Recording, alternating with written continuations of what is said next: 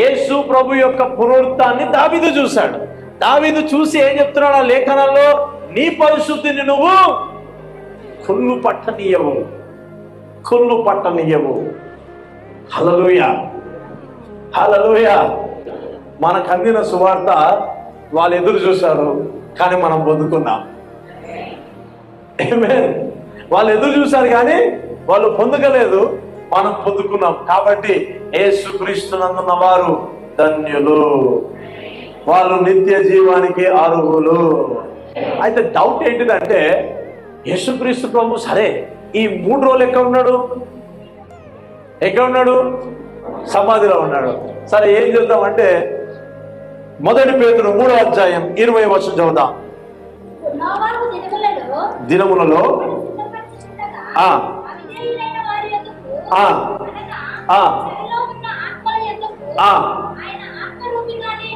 చాలండి. ఏమైంది?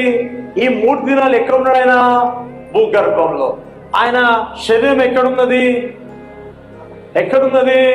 సమాధిలో ఉన్నది. మరి ఆయన ఆత్మ ఎక్కడికి పోయింది? లేఖనాల ప్రకారం ఎక్కడ పోయిందంటే, మృతులు వారి యొక్క ఆత్మలు ఎక్కడైతే ఉన్నాయో, ఎక్కడి నుంచి అంట? నోవాహు దినములో నుంచి ఏ ఆత్మలో ఉన్నాయో ఆ ఆత్మలకి ఆయన ఆత్మస్వరూపేగానే వెళ్ళి ఏం చేస్తున్నాడు? చదవండి. వెళ్ళి ఏం ప్రకటించాడు? సువార్తను ప్రకటించాడు. ఏం సువార్త?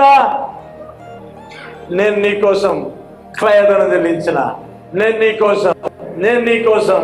హల్లెలూయా, హల్లెలూయా. ఆ బంధకంలో ఉన్న ఆత్మలకు కూడా సువార్తను ప్రకటించాడంట. మీకు అర్థమవుతుందా? ప్రభు ఎవరిని విడిచిపెట్టువాడు కాదు.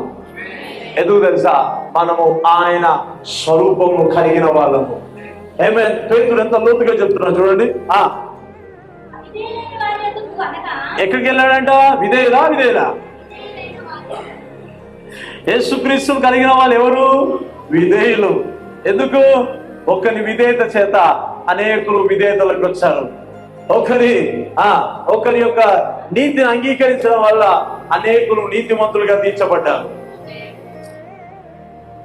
ఆమేన్. ఆత్మరూపిగానే వెళ్ళి వారికి ప్రకటించను. ఆ ఊళ్ళలో కొందరు, అనగా 8 మంది నీటి ద్వారా, అంటే సాదృశ్యంగా చెప్తూ ఉన్నారు. ప్రతి లేఖనములో, ప్రతి గ్రంథంలో యేసుక్రీస్తు యొక్క ఆనవాలను తెలియపరుస్తూ ఉన్నారు. యేసుక్రీస్తు యొక్క ఆనవాలను నేను మొన్నటి దినం ఏం చెప్పాను? కయ్యూను హేబేలా, అవునా?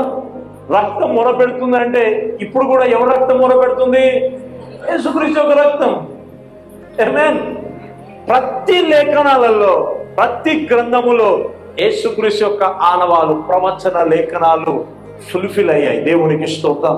అందుకనే ఆ గ్రంథంలో రాయబడ్డ ప్రతి లేఖనాలు కొత్త నిబంధనలో ఈ దినాన నెరవేర్చబడ్డాయి. ఆమేన్. హల్లెలూయా.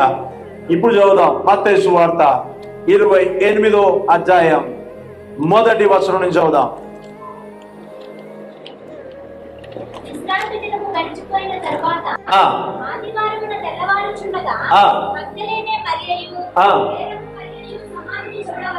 శిష్యులు లేరు అక్కడ. ఎవరున్నారు?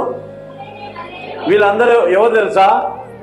స్త్రీలు, పాపంలో పట్టబడ్డ వాళ్ళు, తునీకరించబడ్డ వాళ్ళు. అవునా? నిజం చెప్పాలా? యేసు ప్రభువుని ఎవరు ఎక్కువగా ప్రేమిస్తారు తెలుసా? విడుదల పొందిన వాళ్ళే. వారి పాపపు జీవితంలో నుంచి ఎవరు వారికి సహాయము చేయనప్పుడు, దేవుడు వారికి సహాయము చేసి వారిని రక్షణలోకి నడిపించినప్పుడు వాళ్ళే ప్రభుని ప్రేమించి మొదటగా ఎదుర్కొంటారు. Praise the Lord. హల్లెలూయా. ప్రభును వెంబడించేది పరిశుద్ధులు కాదు, పాపులే పరిశుద్ధులుగా మార్చబడతారు. Praise the lord. హాస్పిటల్కి ఎవరు పోతారు? పంచుకున్నారా? ఎవరు పోతారు? అవునా?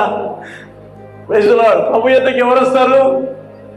అందుకే ప్రభు ఒక దగ్గర అంటాడు, నేను పాపను పిలవచ్చింది కానీ శాస్త్రులు పరిసరులు పెద్ద పెద్ద డ్రెస్సులు వేసుకొని మేము నీతిమంతులు, అంత సీన్ లేదు అక్కడ. నేను పాపులను పిలిచవచ్చింది కానీ నీతిమంతులను కాదు. నీతిమంతుడు ఒకడు లేడు, అందరూ పాపము చేసి దేవుడు అనుగ్రహించి మహిమను కోల్పోయారు. రోగులకే కదా వైద్యుడు.